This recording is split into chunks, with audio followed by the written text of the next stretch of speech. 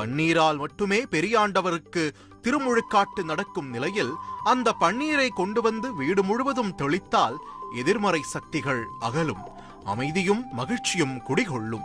16 கால் மண்டபத்தின் உள்ளே ஈசன் மனிதனாக உலகை வலம் வந்து ஒரு நிலையில் திருநிலையாய் நின்ற அற்புத கோலத்தில் காட்சியளிக்கிறான். பெரியாண்டவன் அருகே திருநிலை நாயகியாய் அமர்ந்த நிலையில் அருள்பாலிக்கிறாள் அங்காள பரமேஸ்வரி.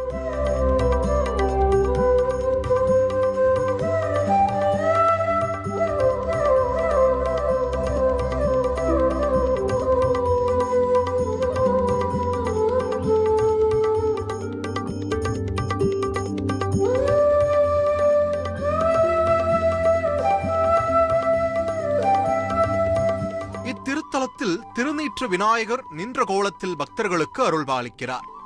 இவருக்கு திருநீற்றில் மட்டுமே திருமுழுக்காட்டு நடக்கும்.